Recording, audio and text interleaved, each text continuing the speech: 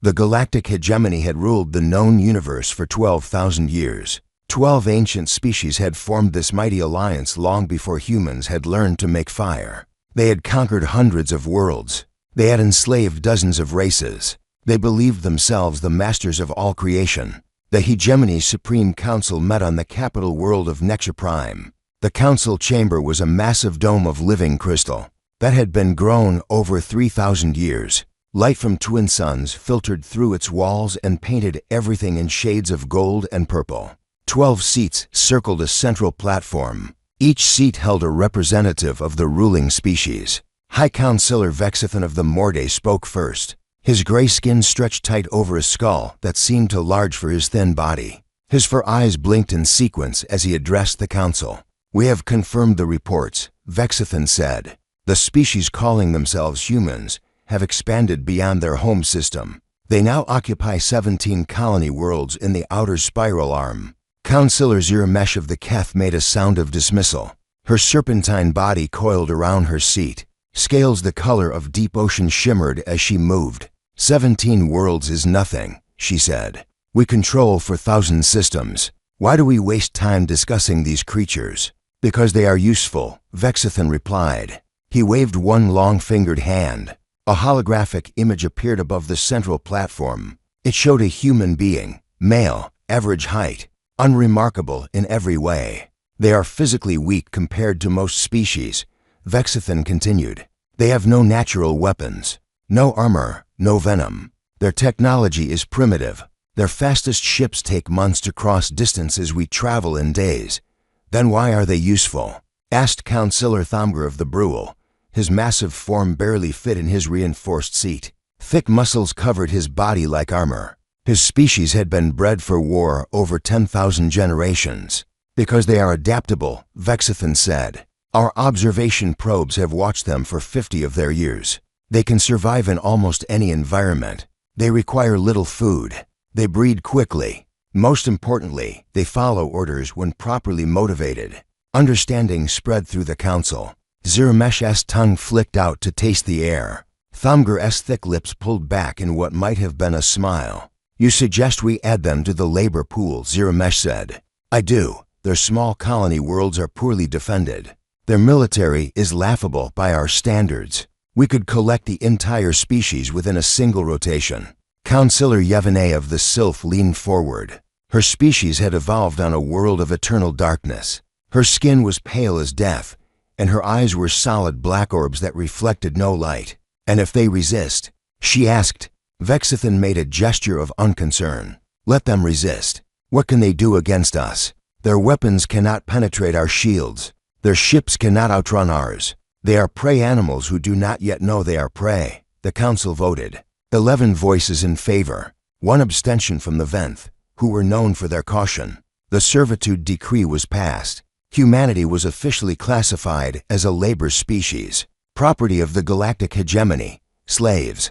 The collection ships arrived at the human colony of New Haven 3 weeks later. New Haven was a small world at the edge of explored space. It held 40,000 colonists who had come to build a new life among the stars. Captain Marcus Webb was drinking coffee in his small office when the alarms began. He spilled hot liquid across his desk as he jumped to his feet. Through his window, he could see the sky turning dark. Massive shapes were descending through the clouds. "All personnel to defensive positions," he ordered through his communicator. But even as he spoke, he knew it was hopeless. The hegemony ships were enormous. Each one was larger than the entire colony. They hung in the air like mountains made of metal and hate. Strange weapons rays pointed down at the helpless settlement below. A voice boomed from the ships. It spoke in perfect English, though the words were clearly not human. "People of this world, you have been classified as a labor species by the galactic hegemony. You will submit to collection. You will be transported to work facilities where you will serve the hegemony for the remainder of your existence. Resistance will result in termination." Captain Webb grabbed his rifle. Around him, other colonists were doing the same. They had weapons. They had training. They had absolutely no chance, but they would fight anyway. That was what humans did. The battle lasted 6 minutes. Hegemony soldiers poured from the ships. They were Brule warriors mostly. Each one stood 3 meters tall and was covered in natural armor. Human bullets bounced off their skin. Human energy weapons made them flinch but did not stop them. Webb emptied his rifle into a Brule's chest. The creature looked down at him with something like amusement. Then it swatted him aside like a child's toy. He crashed through a wall and everything went dark. When he woke, he was in chains. Around him, thousands of his fellow colonists sat in the hold of a hegemony transport ship. Children were crying. Adults stared at nothing with empty eyes. The wounded moaned in pain. No one was treating them. New Haven was the first colony to fall. It was not the last. The hegemony broadcast their decree across all human frequencies. They wanted Earth to know what was coming. They wanted humans to feel fear and despair. They wanted surrender to seem like the only option. The message played on every screen on Earth, in living rooms and offices, in schools and hospitals, in military bases and government buildings. Everyone saw it.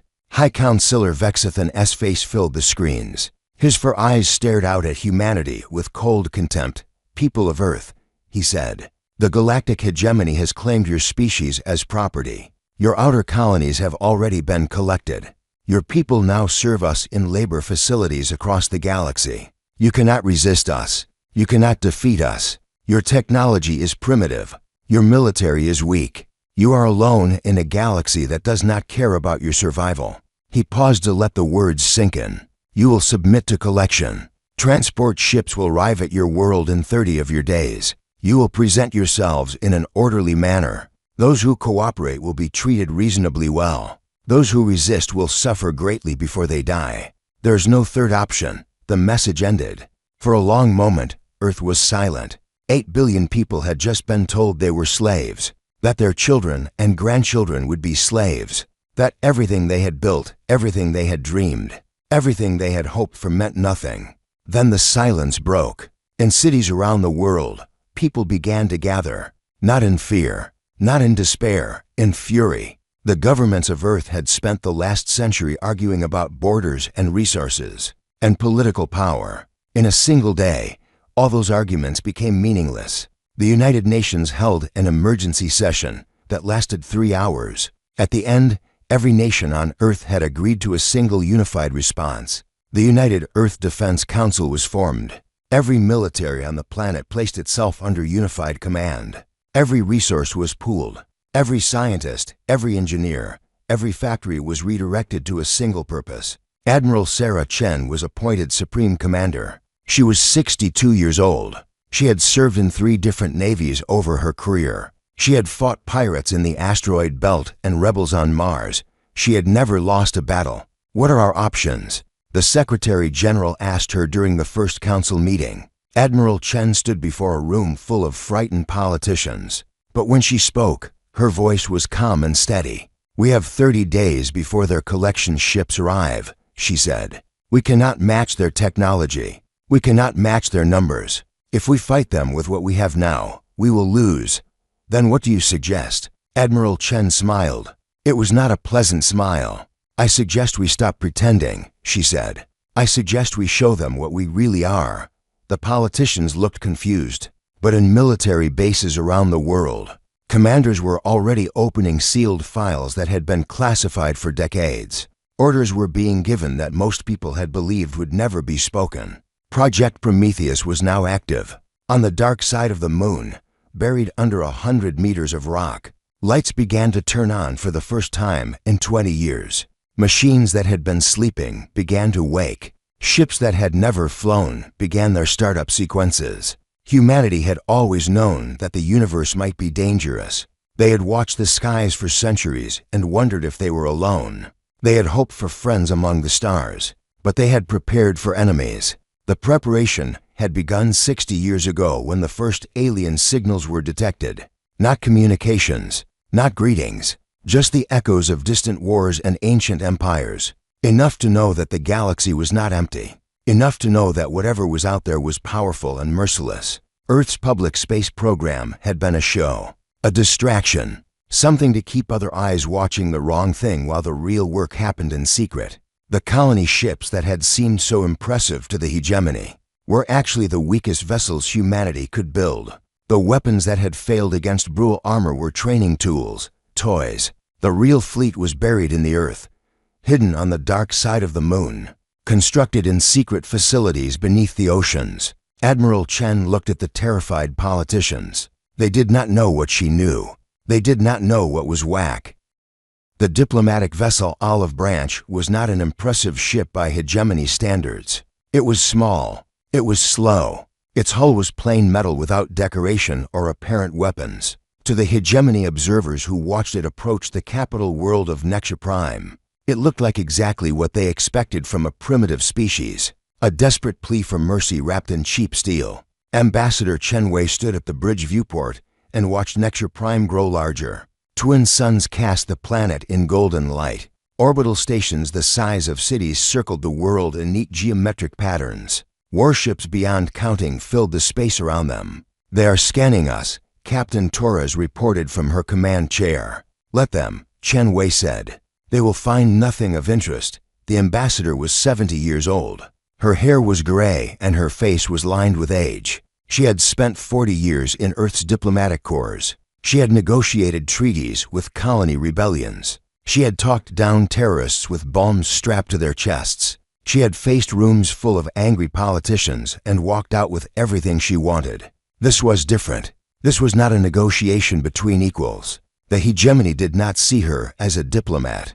They saw her as a talking animal that had been allowed to approach. Before being collected with the rest of its species, Chen Wei did not mind. Let them underestimate her. Let them underestimate all of humanity. It would make what came next so much more satisfying. The Olive Branch was guided to a docking port on the largest orbital station. Hegemony soldiers lined the corridors as Chen Wei walked toward the council chamber. They were Brule warriors, each one a mountain of muscle and armor. They looked at her with contempt. Some of them laughed. One of them stepped in her path. He bent down until his massive head was level with hers. His breath smelled like rotting meat. "Small thing," he rumbled. "Soft thing. You come to beg." Chen Wei looked up at him without fear. "I come to deliver a message." "What message can a slave bring?" "A warning." The Brule laughed. The sound was like rocks grinding together. He stepped aside and gestured mockingly for her to continue.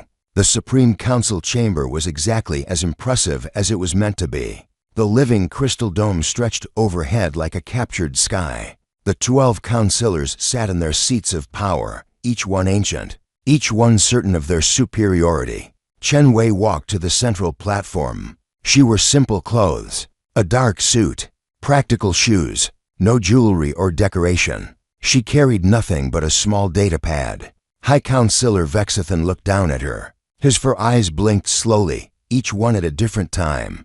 "You are the human called Ambassador," he said. "You have been permitted to speak before this council. This is a privilege granted to very few.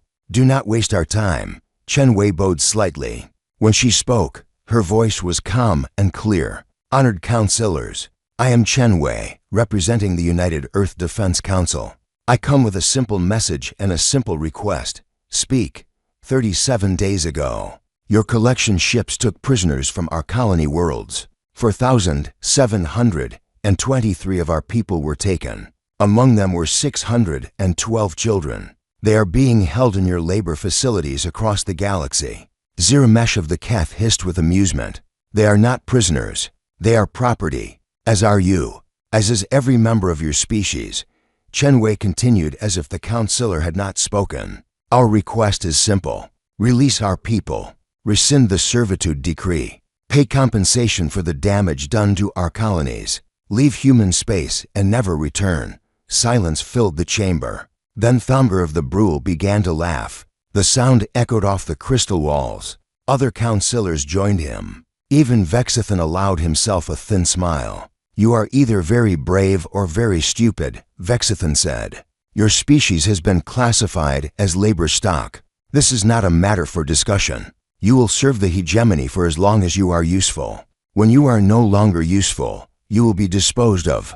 This is the way of things. I understand your position," Chen Wei said. "But I must insist that you reconsider." "Insist?" Ziramesh's tongue flicked out in disbelief. "You dare to insist? Look around you, human. Look at the fleets that circle this world. Look at the warriors that guard these halls. Your entire species could be destroyed in a single day. You have nothing to bargain with. Chen Wei nodded slowly. I see your fleets. They are impressive. But I wonder if you have truly considered the cost of what you are doing. There is no cost. Thamgur rumbled. You are weak. We are strong. The strong take from the weak. This is the natural order of all things, perhaps. But natural orders can change.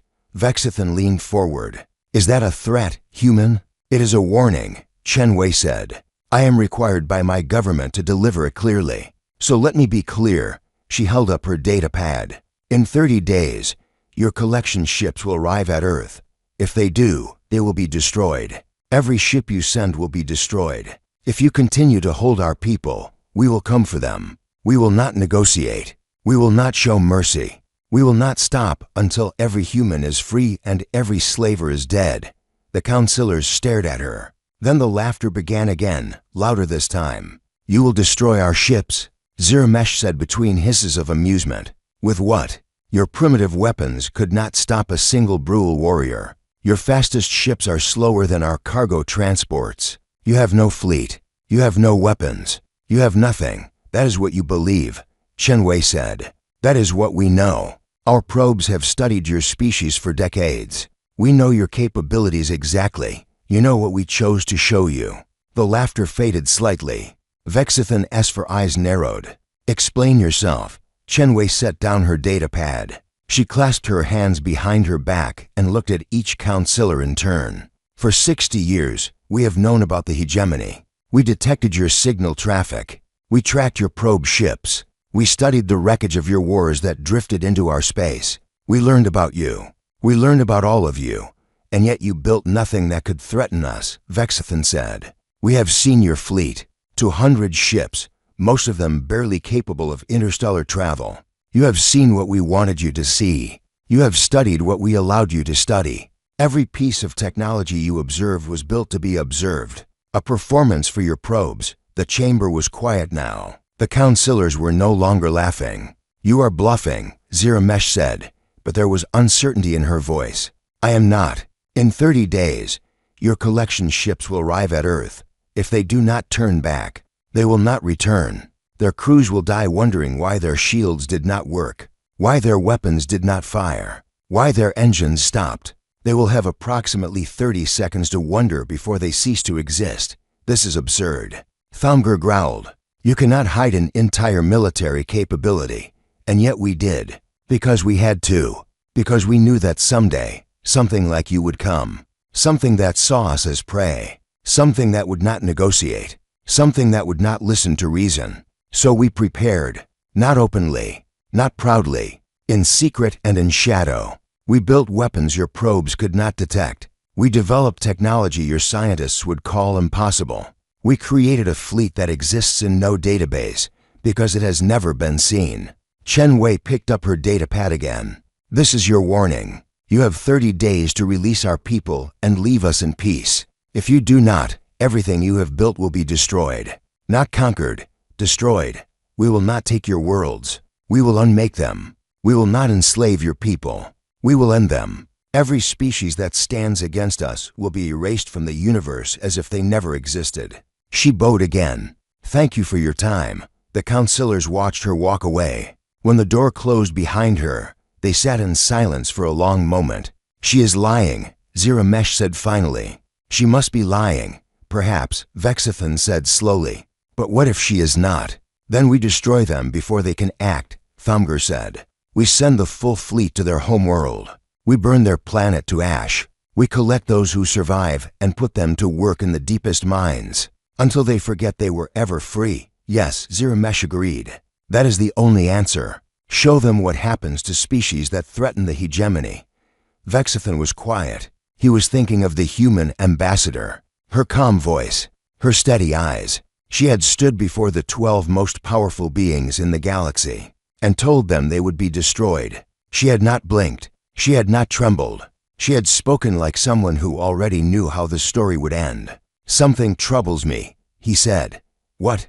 If she was bluffing, why did she come here at all? What did she gain by making threats she cannot back up? Pride, Thamgur said. Stupidity. Humans are known for both, perhaps. But consider this. She said we have 30 days. That is exactly how long until our collection fleet reaches Earth. She could have given us any deadline. She chose the exact moment our ships arrive. Why? Because she wants us to turn them back, or because she knows exactly what will happen when they do not turn back, because she wanted to give us a warning, not to save us, to ensure that when we die, we cannot claim we were not told. The counselors shifted uncomfortably. You think she was telling the truth? Ziramesh asked. Vexithan stood from his seat. He walked to the crystal wall and looked out at the stars. Somewhere out there, in a small corner of the galaxy that the hegemony had never considered important, for 60 years, humanity had lied to the universe. The lie had begun when the first alien signals were detected. Not friendly messages of greeting, not peaceful mathematics, just the electronic noise of a vast and violent civilization fighting its endless wars. The scientists who decoded those signals understood immediately what they meant. Humanity was not alone, and whatever was out there was dangerous. The world's governments met in secret. They argued for months about what to do. Some wanted to reach out, to make contact, to hope for the best. Others wanted to hide, to go silent, to pray they had not been noticed. In the end, they chose a third path. They would show the universe a lie, a carefully constructed performance of a primitive species barely beginning to reach the stars. They would appear harmless, weak, not worth the trouble of conquest. And in the shadows, in facilities buried deep beneath the earth and hidden on the far side of the moon, they would build the truth. Project Prometheus was not a single project. It was 100 projects, 1,000. Weapons research, propulsion systems, shield technology, artificial intelligence, nanotechnology, genetic engineering. Every field of science was bent toward a single purpose: survival. The colony ships that had impressed hegemony observers were designed to be observed. Their technology was intentionally limited. Their crews were volunteers who knew they might be sacrificed if the deception was discovered. They were brave men and women who sailed into the darkness knowing they were bait. The real fleet never left the solar system. It waited in the darkness like a coiled serpent. It grew larger every year, stronger, more deadly. Admiral Sarah Chen had overseen the final phase of construction for the past decade. She had watched the fleet grow from impressive to overwhelming. Ships that could cross the galaxy in hours, weapons that could crack planets like eggs, drones that could reproduce themselves from the raw materials of asteroids. Now she stood on the bridge of the flagship Terra's Fury and watched the final preparations. "Status report," she said. Commander Jackson responded from his station. "All 52,000 ships report ready, Admiral. Weapons charged, drives hot, crews at battle stations, the Prometheus satellites in position around every hegemony world we have identified, ready to activate on your command. And our people, the prisoners?" Jackson's voice softened. "We have located all labor facilities holding humans. Strike teams are ready for simultaneous liberation operations." Admiral Chen nodded. Through the viewport, she could see the fleet spreading out around her. Row after row of warships, each one the pinnacle of 60 years of secret development. They hung in the darkness like a wall of steel and fire. "The hegemony scouts?" she asked. "Destroyed as soon as they entered the outer system. They sent no messages. The hegemony still does not know what is coming." And their collection fleet, 12 hours out from Earth, 300 ships, mostly troop transports with light military escort. Chen smiled, but there was no warmth in it. They sent 300 ships to enslave 8 billion people. They thought that would be enough. To be fair, Admiral, they did not know about us. No, they did not. She turned to face her command crew. These were the best officers humanity had to offer. Men and women who had trained in secret for decades, who had never told their families what they really did, who had given up normal lives to prepare for this moment. "In 12 hours, the hegemony will learn the truth," she said. "They will learn that we are not prey. They will learn that we are not slaves. They will learn that when humanity is threatened, we do not hide. We do not run. We do not surrender." She paused. Her eyes were hard as steel. "They enslaved our people. They stole our children. They laughed when we asked for peace. Now they will learn the cost of that laughter, The crew responded with silence. There was nothing to say. They had all waited for this moment. They had all sacrificed for it. Now it was here. "Begin the operation," Admiral Chen said. "Show them what we really are." The Hegemony Collection fleet dropped out of faster-than-light travel 12 hours later. 300 ships arranged in perfect formation. Massive troop transports filled with empty cells waiting for slaves. Light cruisers serving as escort. Barely armed because they expected no resistance. Fleet Commander Zekather of the Morde sat in his command chair and looked at the small blue planet on his view screen, Earth, the homeworld of the species called human. His orders were simple. Collect the population. Destroy any who resisted. Leave nothing behind that could threaten the hegemony. Scan the system, he ordered. I want to know where their pathetic fleet is hiding. His sensor officer worked for several moments. Then he looked up with confusion. Sir, I am detecting no military vessels. None? None that match our intelligence profiles. Their fleet appears to be absent. Zekather made a sound of contempt. They are hiding. Probably on the far side of their moon. Cowards, all of them. Sir, there is something else. What? I am detecting large structures in orbit around the planet. Thousands of them. They do not match any known human technology. Zekather leaned forward. Show me. The view screen changed. He saw what the sensors had detected. Thousands of objects circling Earth in neat geometric patterns. They were small by hegemony standards, each one perhaps 100 meters long. Their surfaces were smooth and black. They reflected no light. What are they? Zekather asked. Unknown, sir. They appear to be unmanned. Possibly automated defense platforms. Can they threaten us? The sensor officer checked his readings. Their power output is minimal. I detect no active weapons systems. They appear to be dormant. Humans and their useless machines, Zekather said. Ignore them. Begin approach to the planet. Launch collection pods as soon as we are in range. The fleet moved forward. 200 kilometers. 500. 1,000. The black objects in orbit remained silent. At 5,000 kilometers, they activated. Zekather would remember the next 30 seconds for the rest of his very short life. The black objects lit up like stars. Energy readings spiked so high that sensors across the fleet burned out. Before anyone could react, before a single order could be given, beams of pure white light lanced out from the orbital platforms. The light passed through hegemony shields as if they did not exist. It passed through armor plating like paper. It passed through flesh and bone and bulkhead without slowing. Ships began to die. The first transport simply vanished. One moment it was there. The next moment it was an expanding cloud of atoms. No explosion, no debris. Just nothing. All ships, evasive action.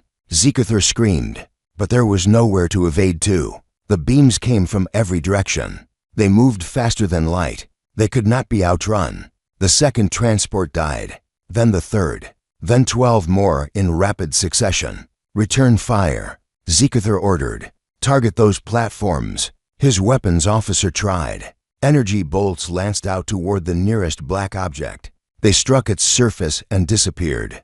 Absorbed completely. The object did not even flicker. Our weapons have no effect, sir. Then ran them. All ships, full speed. Destroy those platforms. It was a desperate order. A foolish order. But Zekather was watching his fleet die around him. He had no other options. 3 cruisers accelerated toward the nearest platform. They were the fastest ships in the fleet. They covered the distance in seconds. And then they stopped. Not slowed. Stopped.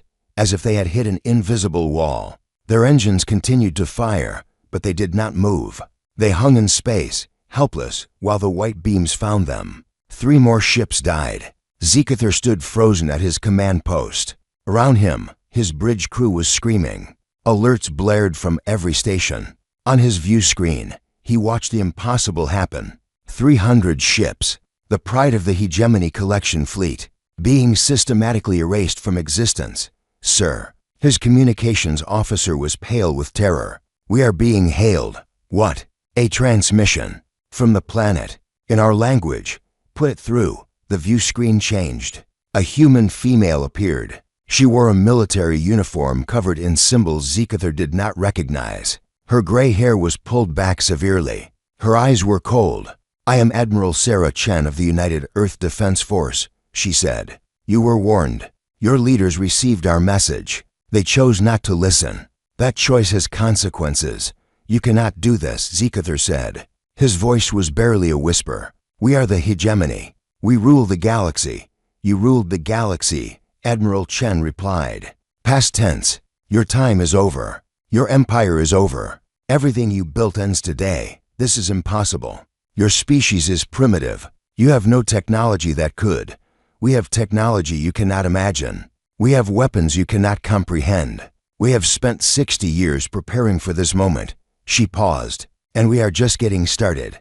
Another ship died. Then another. Zikathur's flagship shuddered as a beam passed close enough to melt its outer hull. "Please," he said. He was begging now. A fleet commander of the mighty hegemony, begging a human for mercy. "Please stop. We surrender. We will release your people. We will leave you in peace.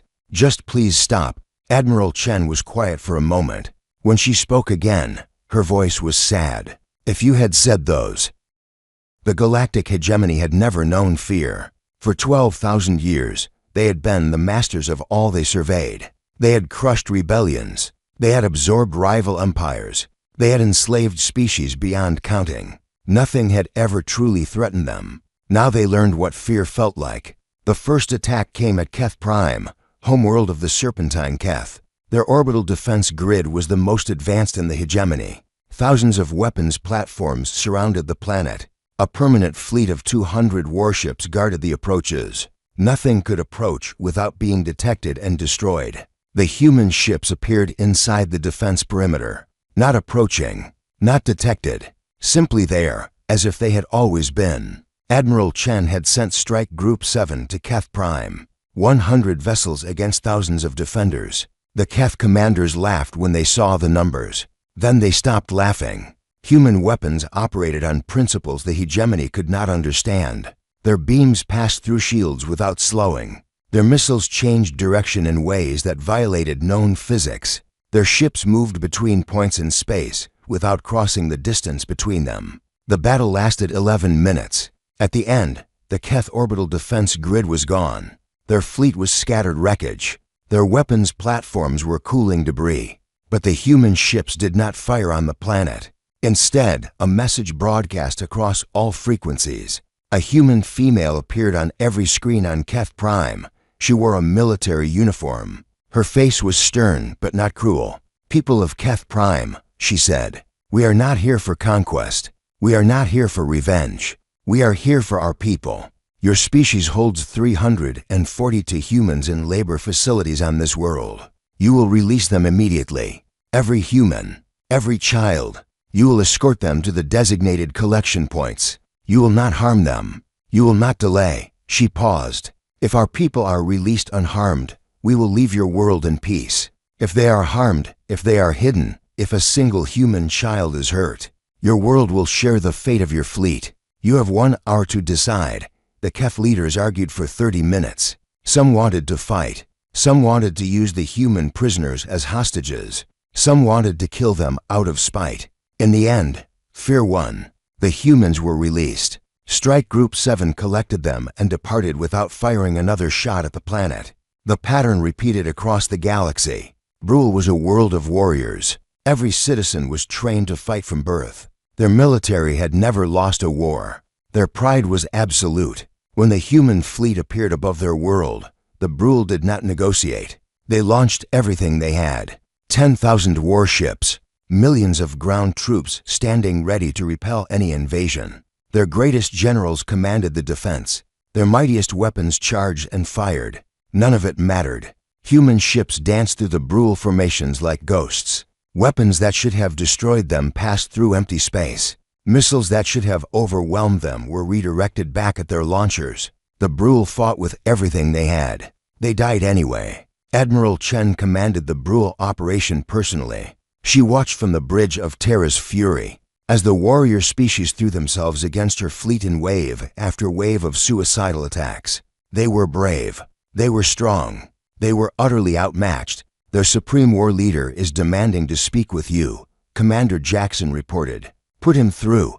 The face of a Brule appeared on screen.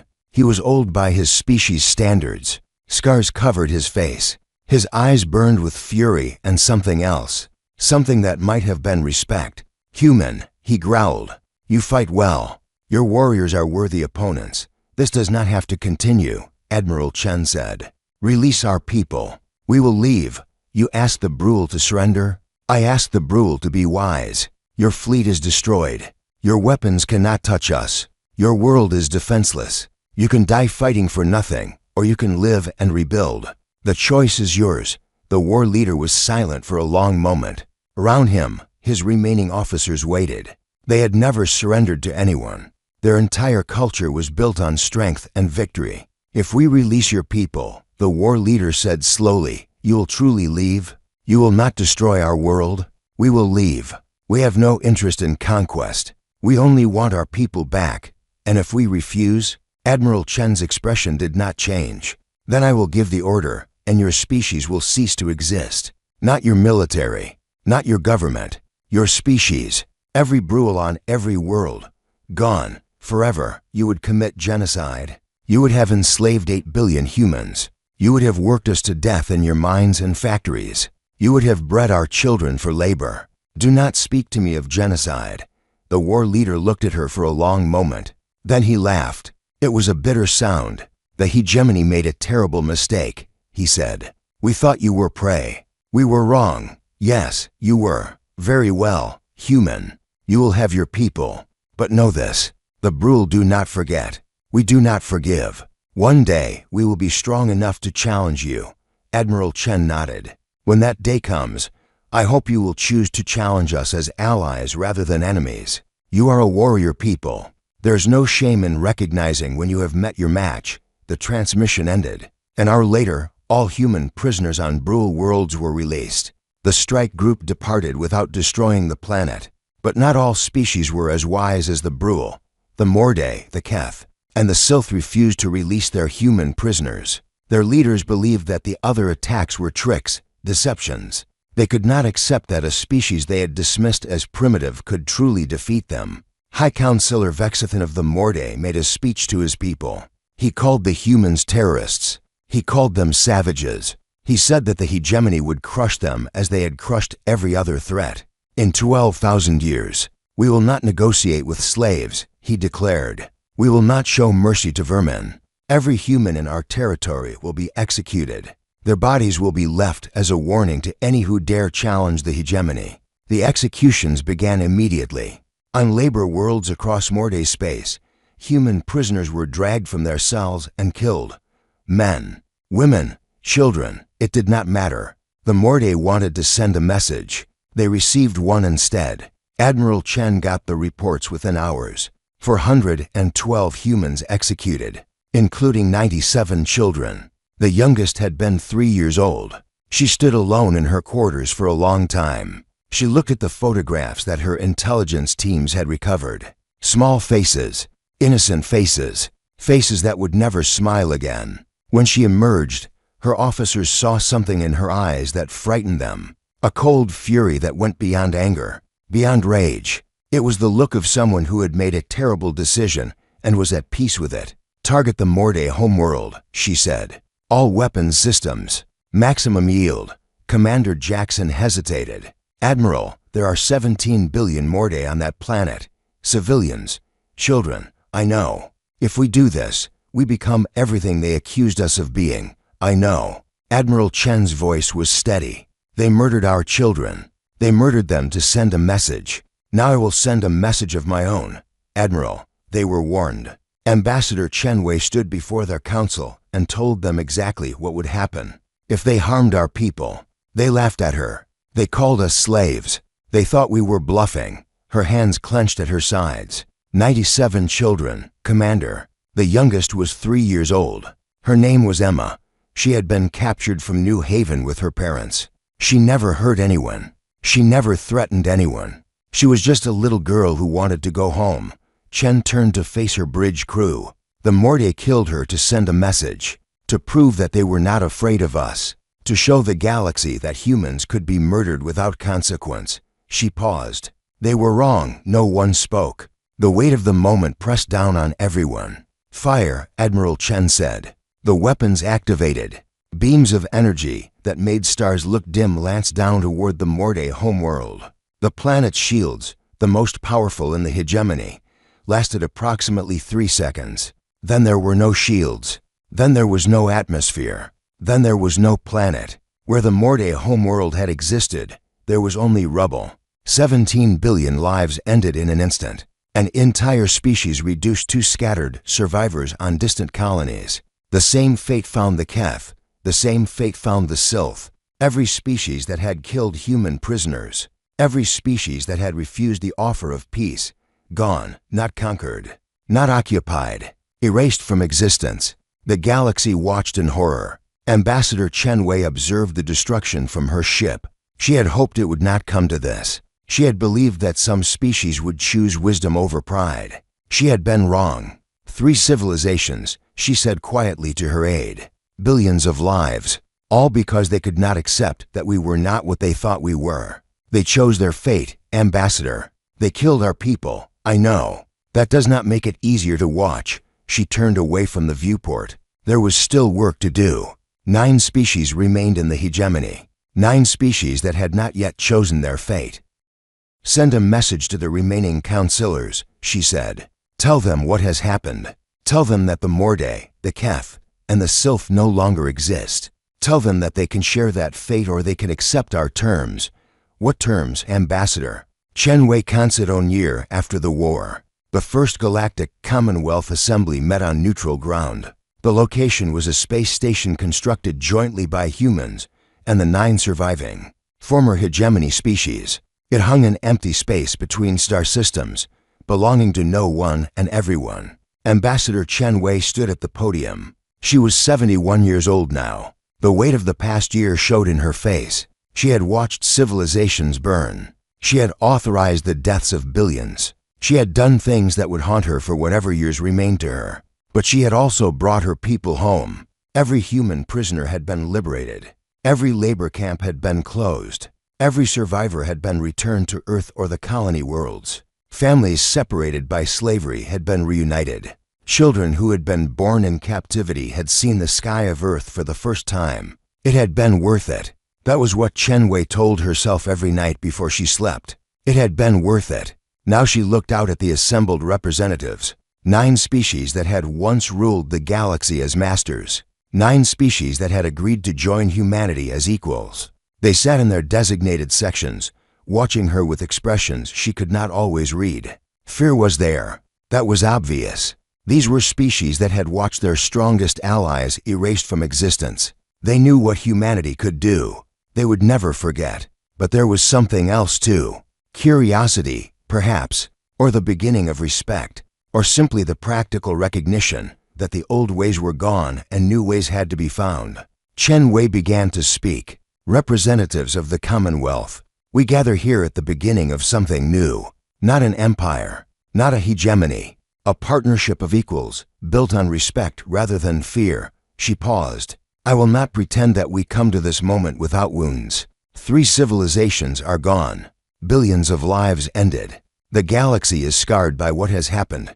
She looked directly at the gathered aliens. Much of that scarring was done by human hands. By my orders. By my choice. Murmurs ran through the assembly. Representatives exchanged glances. I will not apologize for what we did. Chen Wei continued. We were enslaved. Our children were murdered. We warned you what would happen. You did not listen. Her voice hardened. But I will acknowledge that the power we demonstrated comes with responsibility. Terrible responsibility. She lifted a small data pad. This is the founding charter of the Galactic Commonwealth. It establishes basic rights for all sentient beings. It abolishes slavery in all its forms. It creates mechanisms for peaceful resolution of disputes. It commits all member species to mutual defense against external threats.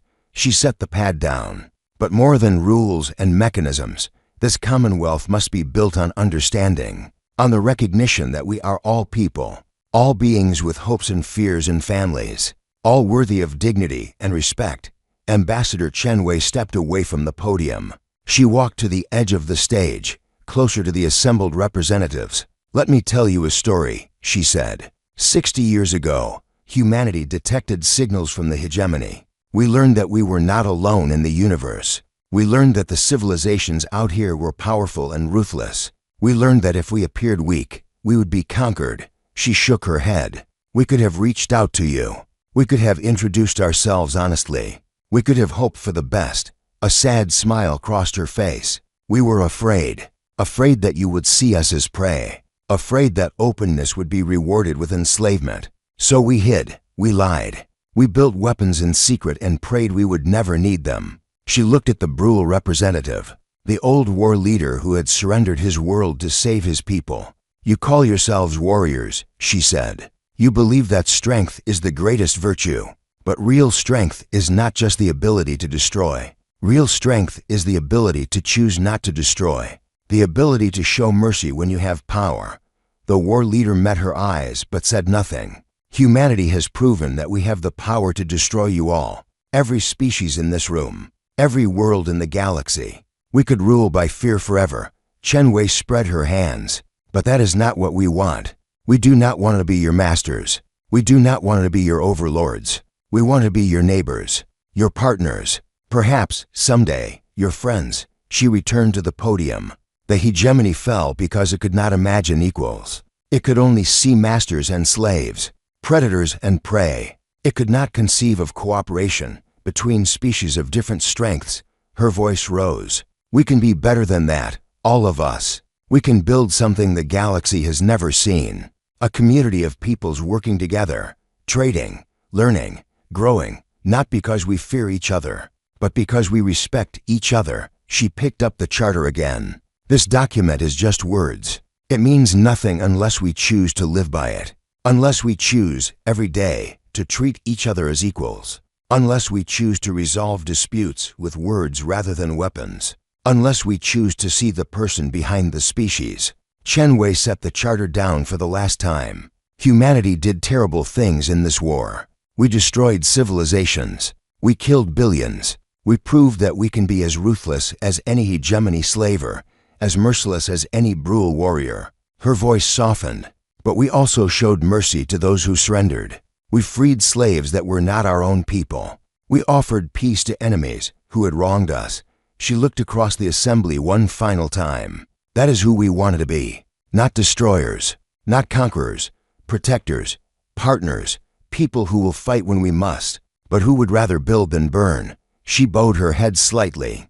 We hope you will join us in building something better. Something the galaxy has never seen. Something worthy of all the lives that were lost to bring us to this moment. She stepped back from the podium. Thank you. The vote was unanimous. All 9 species agreed to join the Galactic Commonwealth. The charter was signed. The old hegemony was officially dissolved. After the ceremony, the Brule war leader approached Ambassador Chen Wei. He was ancient by his species' standards. His body was covered in scars from 100 battles. His eyes held the weight of difficult memories. You spoke well, he said. Thank you. Did you mean it? About wanting to be partners rather than masters?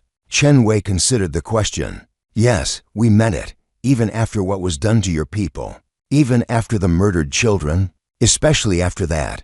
Chen Wei met his eyes. We could spend the next 1,000 years taking revenge, punishing every species that ever wronged us, demanding submission and tribute and fear. She shook her head. But what would that make us?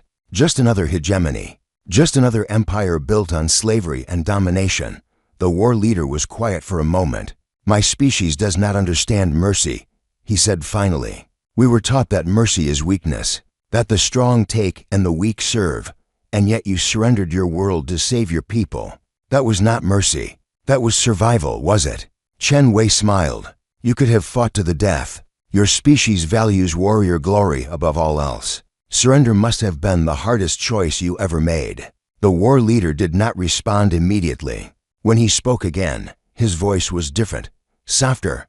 I had grandchildren, he said, young ones who had never lifted a weapon, who had never fought in battle. When your fleet appeared, I thought of them. I thought of what would happen to them if I chose pride over their lives. That is not weakness. That is love, perhaps.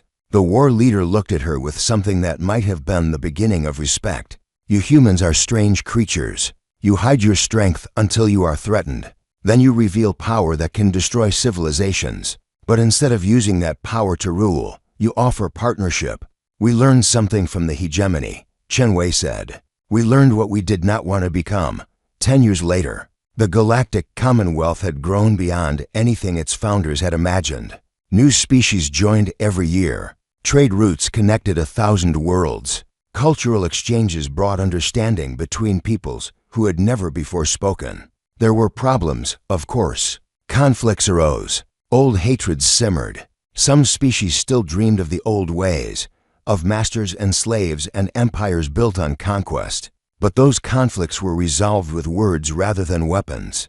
Those hatreds slowly faded as new generations grew up knowing only cooperation. Those dreams of empire died when their dreamers realized that no one wanted to return to the old ways. Admiral Sarah Chen retired from military service. She spent her remaining years teaching history at a university on Earth. Her students were human and alien alike, young beings who wanted to understand how the galaxy had changed so completely in such a short time. She told them the truth, all of it, the fear and the hiding, the weapons built in secret, the terrible destruction when those weapons were finally used, the choice to show mercy when mercy was not required. We could have ruled the galaxy, she told them. We had the power. We could have made every species bow to us. We could have built an empire that would last 1,000,000 years. Her students watched her with wide eyes, human and Brule and Keth survivors and a dozen other species.